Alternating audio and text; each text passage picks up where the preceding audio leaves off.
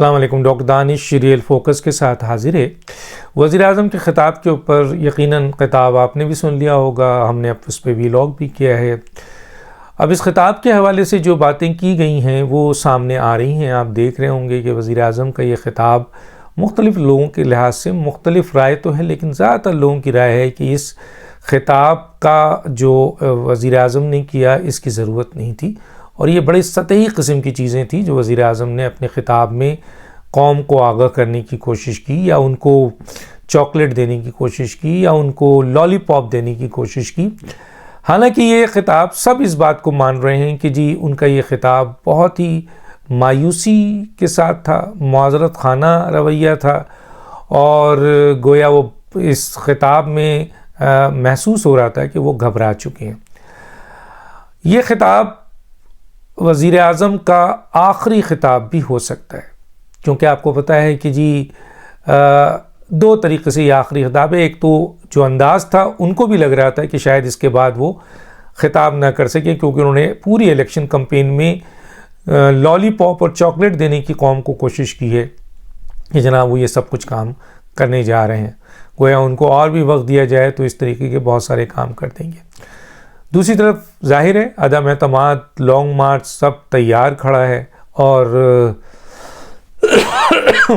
Establishments, international establishment, मुल्की establishments उनके साथ नहीं हैं। अवाम लोग कोई भी उनके साथ नहीं, उनके अपने एमएनएज़ उनके साथ नहीं। उन्हें इस बात का अंदाज़ा है, आपस में पता है कि जी उनके राइट एंड लेफ़्ट खुद वज़ीर-ए-आज़म बनने के लिए अप्रोच कर रहे हैं कि उन्हें वज़ीर-ए-आज़म बना दिया जाए। गोया इमरान खान के पास कुछ भी नहीं है। ये चंद चीज़ें उन्होंने पेश की, कोशिश की कि आवाम को इस बात पे कन्विंस करें कि शायद उन्होंने बहुत काम किया है, लेकिन जाहिर है 3.5 साल, पौने 4 साल जिस तरह आवाम ने भुगता है इस हुकूमत को, मुल्क व कौम की तबाही, इदारों की तबाही, इदारे गिरवी, Kashmir issue, CPEC issue, governance के इशू, इवन कि दहशत गर्दी आ चुकी है, क्राइम बढ़ चुका है, बहुत कुछ हो चुका है। बहरहाल इंतकामी कार्रवाई, सियासी इंतकामी कार्रवाई, इंतकामी कवानीन, सियासी इंतकामी डॉक्ट्रिन, ऐसे कवानीन जो कि पाकिस्तान में मार्शल लॉ में भी ले लाए।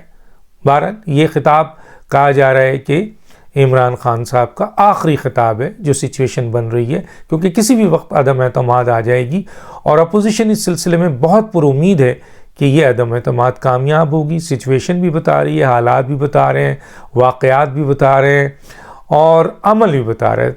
और इस अदम एतमाद की कामयाबी की सबसे बड़ी वजह यह है कि जहां इमरान खान की कारकर्दगी ज़ीरो है, उनके अपने लोग उनके साथ नहीं खड़े हैं, इत्तेहादी उनका साथ छोड़ रहे हैं, अपोजिशन मुत्तहिद होकर आ रही है, वहीं इस्टेब्लिशमेंट अपने आप को न्यूट्रल रख रही है। ये बहुत बड़ा इक़दाम है। तो गोया इमरान खान साहब का ये आखिरी ख़िताब है या हो सकता है, और शायद उसके बाद ये ख़िताब ना कर सकें, और चाहे अदम एतमाद आ जाए या अदम एतमाद से पहले इमरान खान साहब असम्बली तोड़ दें, या वो जो नाहली का केस है, फॉरेन फंडिंग केस, वो सामने आ जाए, तो कुछ भी हो सकता है। लेकिन ये बात पे मुत्तफ़िक़ हैं काफ़ी लोग कि ये इमरान खान साहब का आखिरी ख़िताब। अब ये ना हो कि इमरान खान साहब रात को ये व्लॉग सुने या सुबह ये व्लॉग सुने और फ़ौरन एक कौम से ख़िताब के लिए ऐलान कर दें और वो यकीनन हो जाएगा इतनी देर में, तो ये फिर आखिरी नहीं होगा। आप कहेंगे, कहने का मतलब होता है कि इस तरह भी हो सकता है, और इस पर आप ये कह सकते हैं कि ये आखिरी ख़िताब तो नहीं था, इन्होंने तो एक नया ख़िताब कर दिया। तो बिल्कुल ऐसा हो सकता है, लेकिन बज़ाहिर बिल्कुल वाज़ेह है कि ये इमरान खान साहब का आखिरी ख़िताब है। अब सवाल ये है कि अदम एतमाद आएगा या असम्बली टूटेगी। दो चीज़ें बहुत इम्पॉर्टेंट हैं।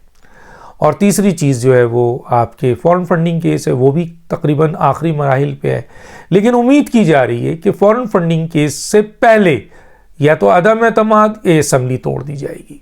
अब आगे चलते हैं। आगे ये है कि मियां नवाज शरीफ साहब को एक बहुत अहम, आप खुफिया कह सकते हैं उस मैसेज को, क्योंकि वो मैसेज नवाज शरीफ साहब की तरफ एक बहुत अहम शख्सियत, जो सियासी नहीं है, बहुत अहम शख्सियत हैं, उनका पहुंचा है। वो कौन है?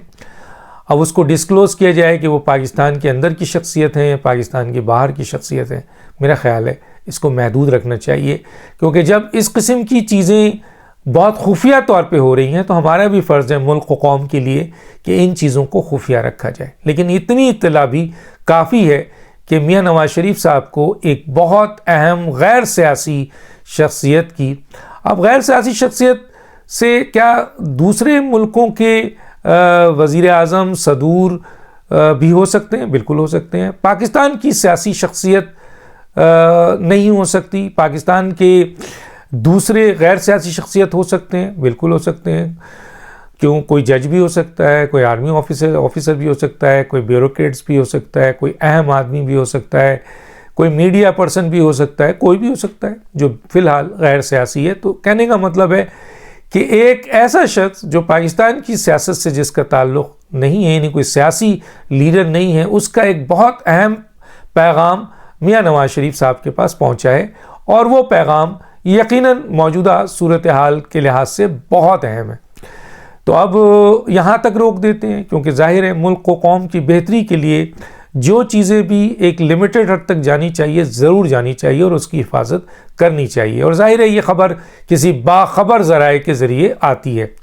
तो मियाँ नवाज शरीफ साहब देखें क्या फ़ैसला करते हैं, हो सकता है आज कर दें, हो सकता है कल कर दें, हो सकता है कि रुक जाएं, हो सकता है कि कुछ अहम तरीन खुफिया पैगाम ऐसा हो जिसमें फ़ौरन ही कोई रद्द अमल आ जाए। तो देखते हैं। चौथा जो बहुत इंपॉर्टेंट पॉइंट है जिसको मैं लाना चाहता हूँ, और वो ये लाना चाहता हूँ कि देखिए पाकिस्तान की अदालतें, पाकिस्तान की इस्टेब्लिशमेंट अब जो नज़र आ रहा है वो न्यूट्रल होती जा रही हैं।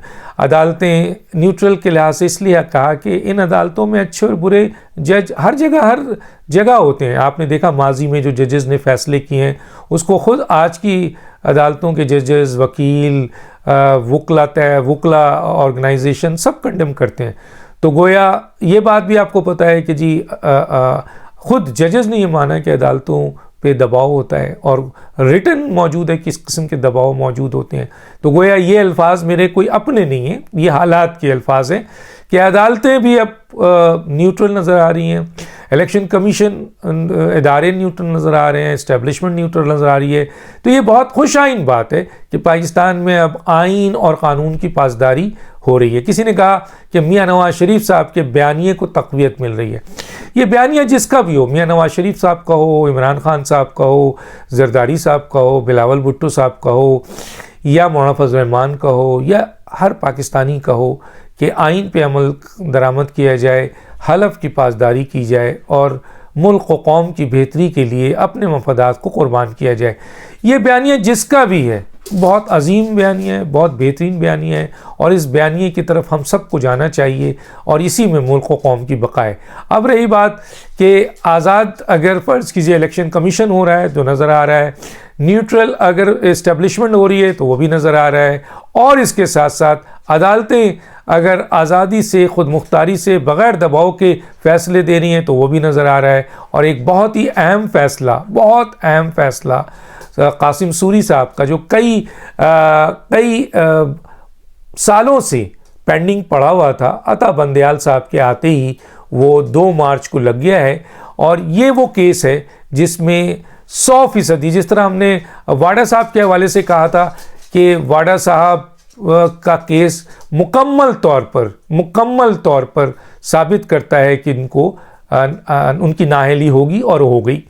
इसी तरीके से कासिम सूरी का केस ऑलरेडी इलेक्शन ट्रिब्यूनल ने इनकी इलेक्शन को कलअदम कर दिया था, लेकिन स्टे ऑर्डर के पीछे छुपे और साबिक चीफ जस्टिस जनाब जस्टिस गुलजार साहब ने इस केस को लगने नहीं दिया। अब उनकी बहुत सी मजबूरियों की बात की जाती है, तो वो क्या मजबूरी थी? मैंने कहा था कि एक बड़ा ही अहम मजबूरी जो किसी ज़राए से हमें पता चली थी वो आपके मौजूद है, लेकिन हम उसको किसी वक्त ज़रूर डिस्क्लोज़ करेंगे। लेकिन ये आज की खुशाइन बात है कि 2 मार्च को जनाब अता बंदयाल साहब की सरबराही में एक बेंच बना है और ये केस उसमें लगा है, और ये ऑलरेडी बिल्कुल क्रिस्टल क्लियर केस है कि कासिम सूरी साहब कोई 65,000 कहता है, कोई 52,000 कहता है। बहरहाल तादाद में ज़रूर फ़र्क है, लेकिन इतने ही वोट हैं जो जाली हैं। नादरा ने उनकी तस्दीक नहीं की है, और इसी बुनियाद पर आपके इलेक्शन ट्रिब्यूनल ने इनको जो है इनकी इस इलेक्शन को कलअदम करार दिया था, लेकिन ये स्टे ऑर्डर के पीछे छुप गए थे और तकरीबन 13 महीने ये इलेक्शन ट्रिब्यूनल में इन्होंने टाइम गुजारा और उसके बाद तकरीबन जो आज तक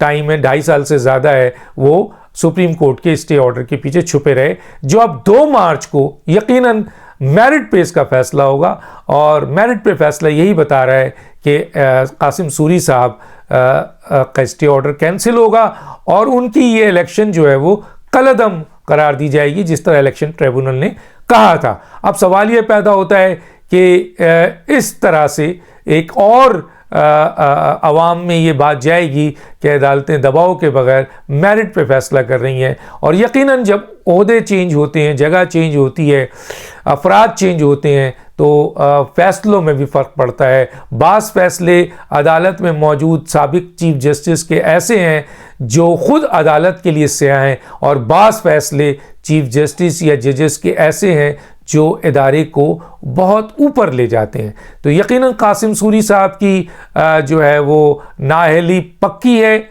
जितना भी डॉक्यूमेंट्री प्रूफ हैं, जितने भी आपको पता है पाँव के निशानात भी हैं, उसको भी शामिल किया गया, उसको भी काउंट किया गया इनके सिलसिले में।